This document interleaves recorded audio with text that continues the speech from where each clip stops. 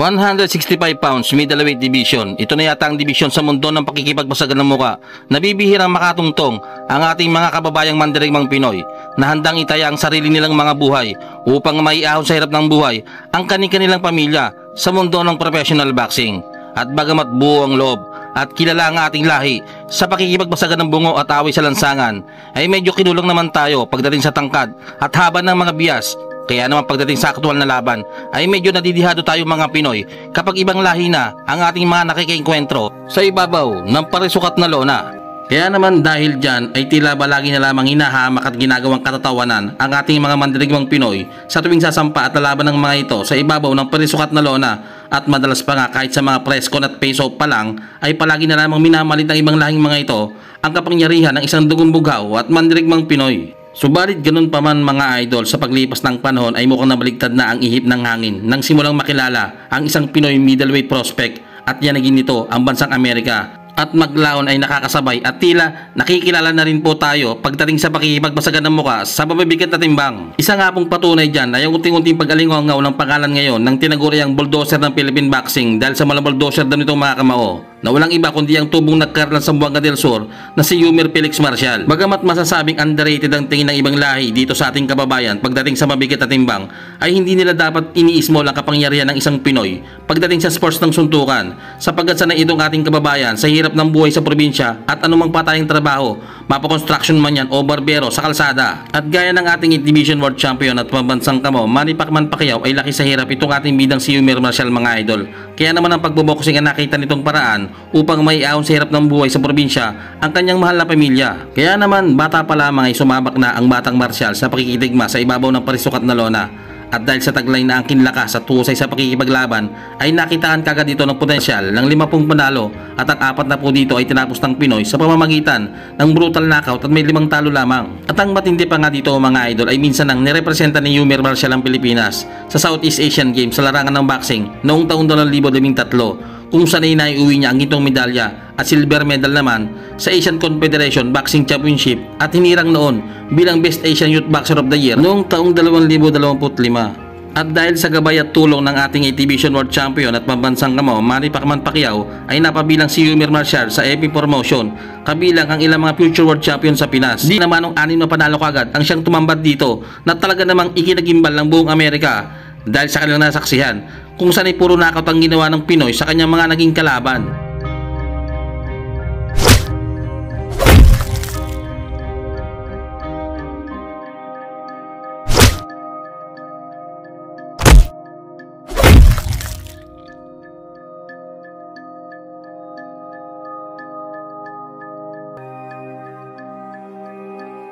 Subalit sa kabila nga po ng mga achievement at taglay na kapangyarihan ng ating kababayan ay tila ba minamalit pa rin ng ibang lahi ang kakayahan ng isang mandirigmang Pinoy. At ang isa nga sa mga boksingerong winawalang kwenta ang lakas ng ating kababayan ay ang boksingerong ipinagmamalaki ng bansang Valenzuela na walang iba kundi ang tinaguriang El Terrible ng Valenzuela na si Eddie Colmenares. Isang 6-footer na makulaw na may nakakagimbal na 100% knockout ratio na ang ibig sabihin ay lahat na nakakalaban ng Venezuelan fighter na ito ay puro knockout ang inaabot mga idol. Kaya naman itinuturing ang Bakulaw na ito na most avoided fighter sa kanyang dibisyon. Sa katunayan mga idol ay hindi basta-basta at talaga namang kinaiilaga ng Bakulaw na ito sa 160 pounds middleweight division dahil sa pagiging knockout artist at pagiging brutal na boksingero nito sa kanyang mga kalaban.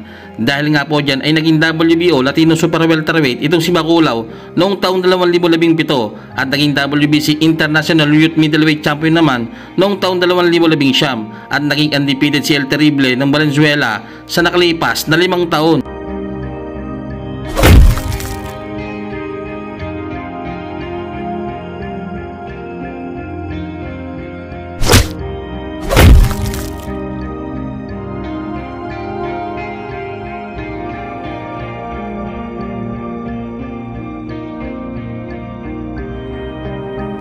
Bagamat naikasa na ang laban sa pagitan ng ating kababayan na si Yumir Marcial at Bakulaw na si Eddie Colmenares ay hindi nagustuhan nitong si El Terrible ang matchup na ito sapagkat bakit daw siya itatapat sa isang Pinoy na wala pang napapatunayan sa mundo ng professional boxing at wala daw siyang pakialam kahit undefeated pa itong si Yumir Marcial sapagkat puros mahihinang nilalang daw ang kinalaban ng ating kababayan. Nais daw nitong si Calamares na isang dekalibreng boksingero ang kanyang makasagupa sa ibabaw ng parisukat na lona at hindi ang Pinoy na 3 beses pinabagsak sa laban ng isang mahinang boksingero. Bagamat hindi naging maganda ang mga pasaring nitong si Calamares sa ating kababayan at mayroon pa itong 100% knockout ratio at kinakatakutan sa middleweight division ng Bacolao na ito, ay hindi naman nakaramdam ng kahit anumang pagkabahala itong ating bidang halimaw at bagkus ay nag-focus lamang ito sa training at nagpalakas ng inam para sa nalalapit nilang bakbakan. Ika-29 ng Oktubre taong 2025, tuloy na naikasa ang sagupan sa pagitan ng ating kababayan na si Felix Yumer Marcial at El Terrible ng bansang Valenzuela na si Eddie Calamares.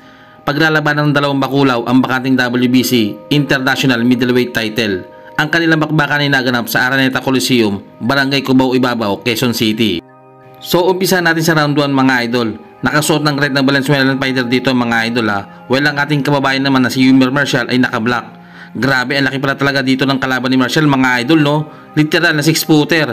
Pero alam naman natin na boxing ay hindi ito palaki ng katawan o patangkaran. Labanan ito ng talino, lakas at ring IQ sa ibabaw ng lona. At syempre ang pusong Pinoy na hindi mo kapatalo. Kaya let's go mga idol.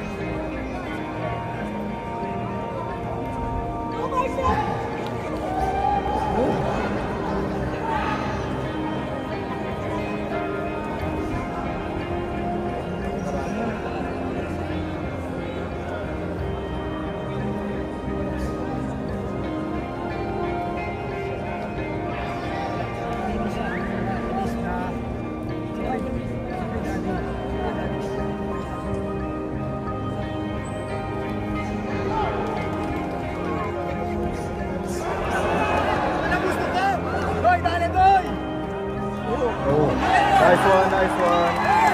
Nice one. Oh.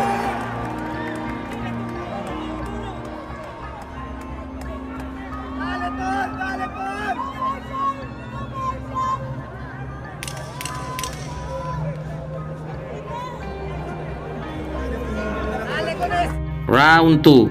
Dito mukhang nakuha na ni Yumer Marcial ang distansya sa kalaban. Dahil sa round na ito, medyo umaatake itong si Kabayan at pinupuntirya talaga ni Marcial ang bodega ni Calamares. Pero maganda yung sagot dito ng Venezuelan fighter dahil hindi ito umatras at bagkus sinasabay nito na counter ang atake ni Marcial. Ayun no, kita nyo ba yun mga idol? Talaga namang naglalagutukan ng mga suntok ng dalawang bakulaw na to. Lo. Rugi.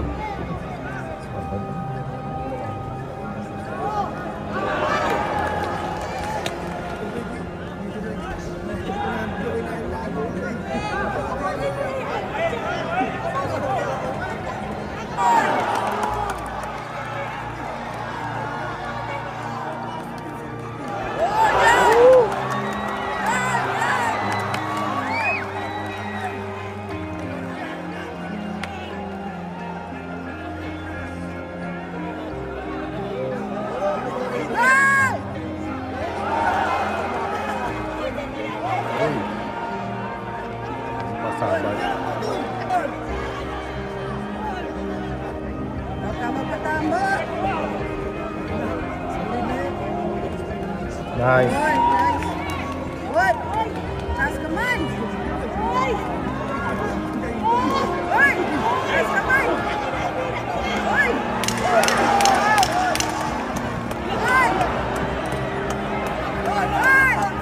Round 3. Mukhang nakuha ni Kabayan ng round 2 mga idol ha. dahil sa magandang setup na tumatama sa kalaban. Ito yung maganda sa style ni Yumir Marshall. Kumbaga sa tuwing lalaban to, even sa SEA Games, ay lagi lamang itong kalmado. Kumbaga, inaantay niya munang umatake yung kalaban, then pag may pagkakataon, doon ito susuntok ng malakas na counter. Kaya nga pag tumama sa kalaban, ngunit sa pagkakataong ito ay madadali si kabayan dito ni Calamares. Matatamaan kasi si Marshall dito sa mukha at babagsak.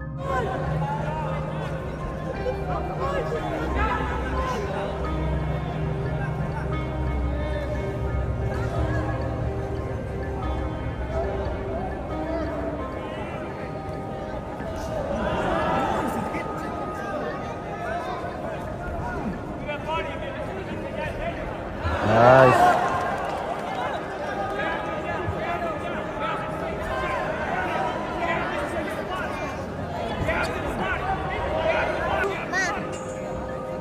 Lalabas na ako. Sila mo muna ka doon, ha? I-message na lang ako pag ano na. Oh. Say cheese, Max.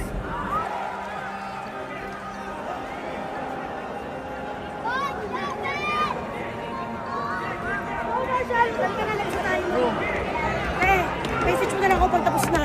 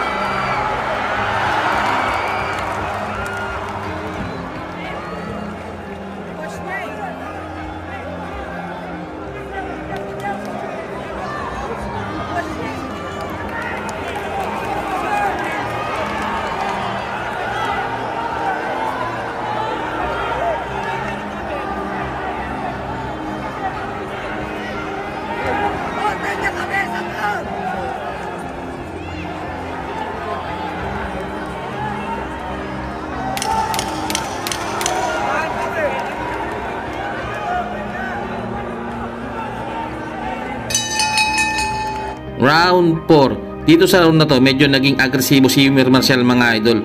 Kumbaga nag-init bigla si kabayan dito. Marahil ay dala yun nung pagbagsak niya sa round 3. At bagamat aggressive yung atake ni Marshall dito, still meron pa rin namang depensa kahit papaano. Hindi rin kasi ito basta-basta magpapabaya dahil alam niyang knockout artist ang kalaban niya. At talagang may lakas din. Parang yung laban niya kay Isaiah Hart, diba? 3 beses pa nga bumagsak si Marshall doon. Pero still lako pa rin naman ni kabayan ng panalo at knockout pa ang inabot ng Amerikano. Nice. Nice. Woo!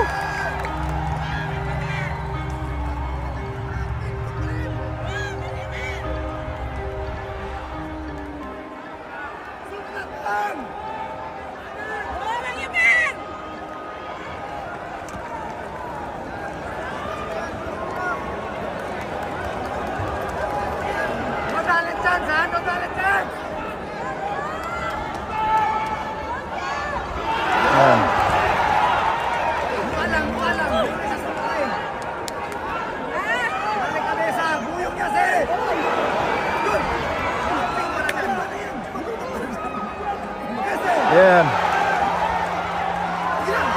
Yan na. Yan na. Yan. Yan. Low.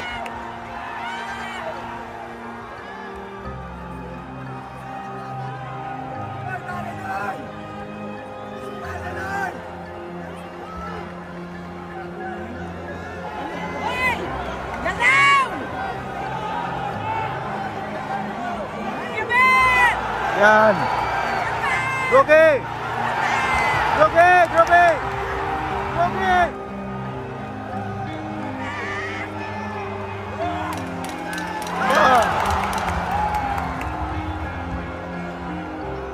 Round 5. Sobrang solid ng round 4 na yun para kay Marshall mga idol. Kumbaga na-maintain niya yung mga jab, right hook at mga uppercut sa kalaban. Dito makikita yung magandang kondisyon ng isang boksingero bago sumampa sa lona. Kasi biruin nyo mga idol kung hindi maganda ang kondisyon ni Marshall dito ay baka tapos na itong bakbakang ito sa lakas nitong Valenzuelan fighter. Pero still nakarecover pa itong si Yumir Marshall mga idol at nakuha pa niya ang round na to. WBC open scoring after 4 rounds. Blue corner from Judge A, 38-37. Judges B and C for the red corner, 38-37.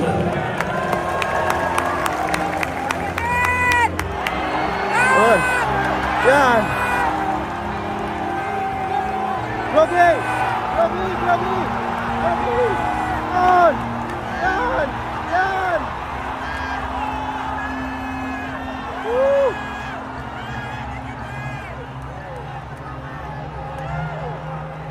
Wala na, wala na! Wala na natira!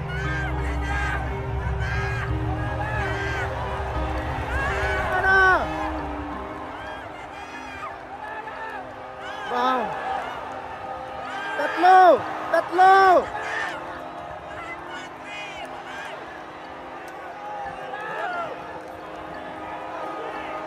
Wow!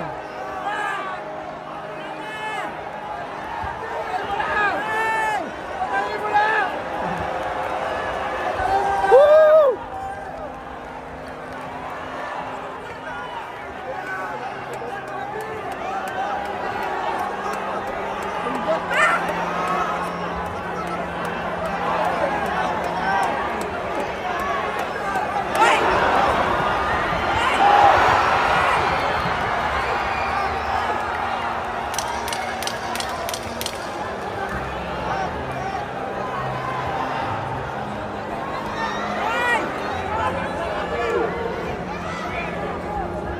Yung mga kasama niyang Pilipino.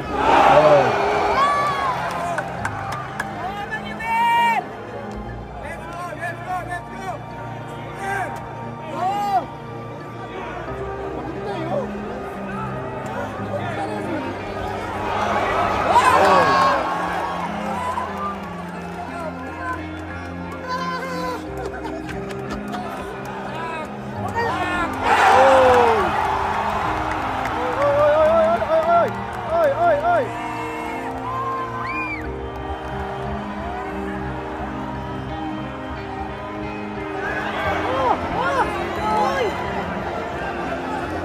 Yan.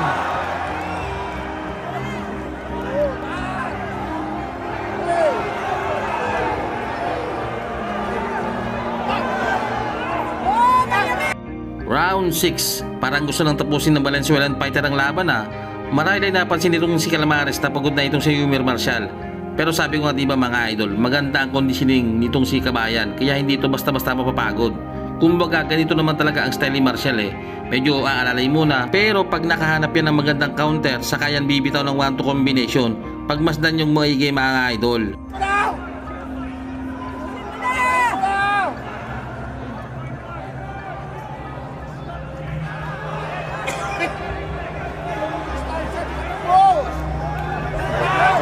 Yan, dikit.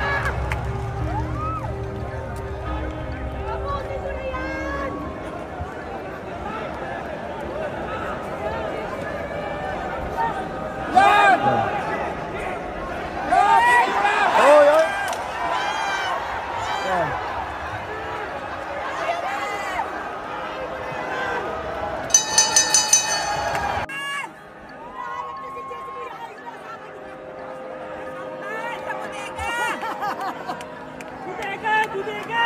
Tapusin mo na yan!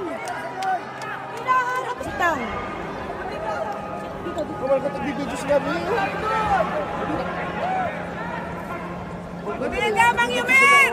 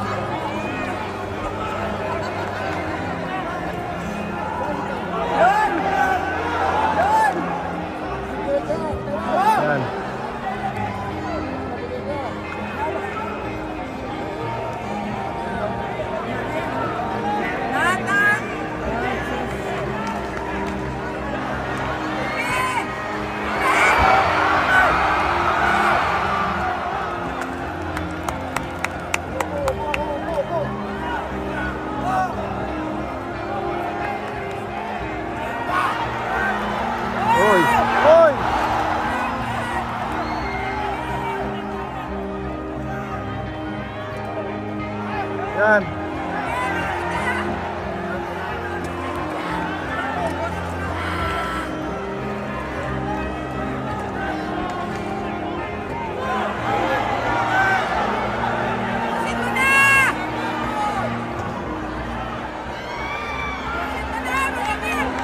Oy. Ay, ano yan? Yung lahat ng weights na binibigay mo.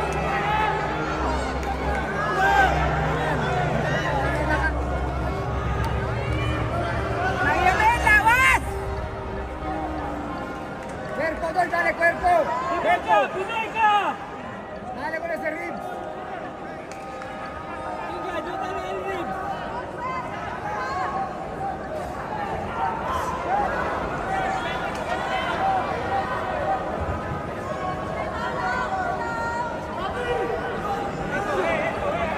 Yan. Yan.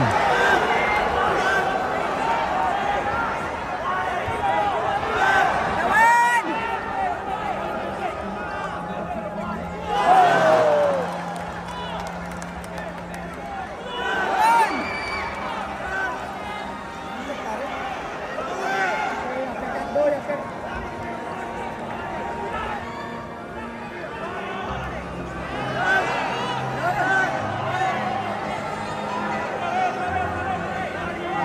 Yan.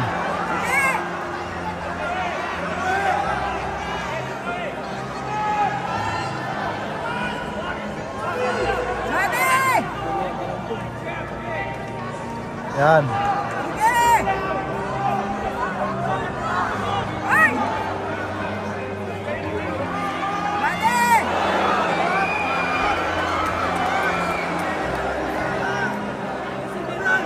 Yan. Yan.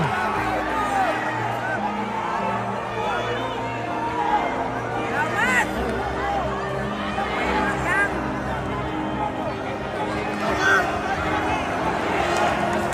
Tawan! Mayamel! Yan. Yan. Yan. Yan. Yan.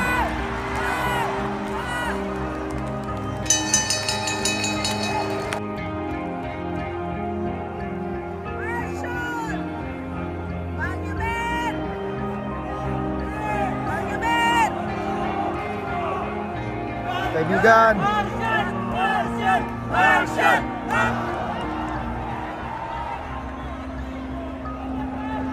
Scores after 8 rounds. Judge A has it 77-74 for the red corner. Judge B, Marshall! 77-74 for the red corner. And C, 76-75 for the red corner. Lamang tayo, lamang.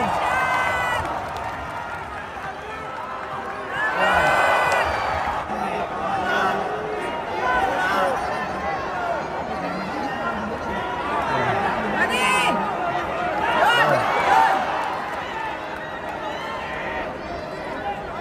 Lawas!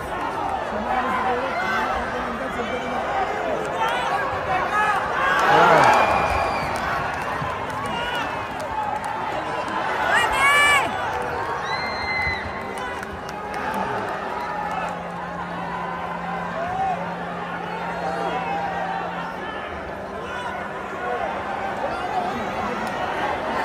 Wala na, wala na, wala na. Mayamel! Yun! Tama! Tuwag na yan!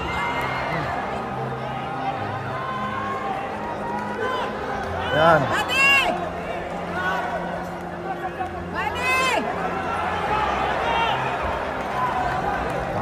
Yan. Mati! Mati! Mati!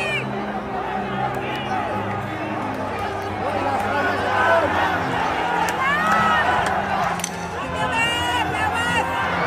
Lawas!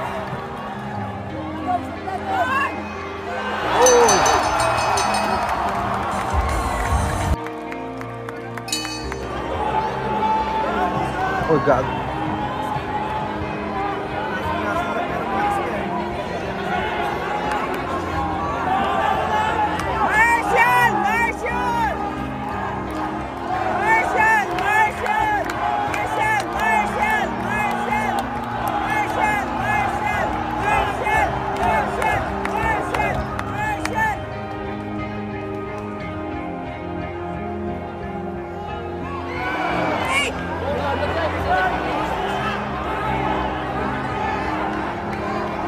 Yan.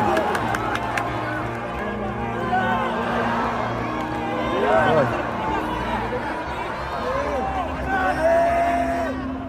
Martian! Taas baba, taas baba. Martian! Wala na, wala na. Man, Mangyamit! Eh! Silong! Yan. Mangyamit! Come on, Mangyamit! Yan.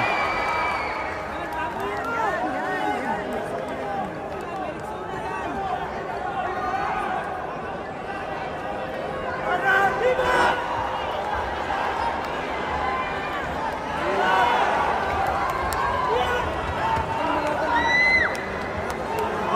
Mangyamit! Oh. Wala na, wala na. Uy.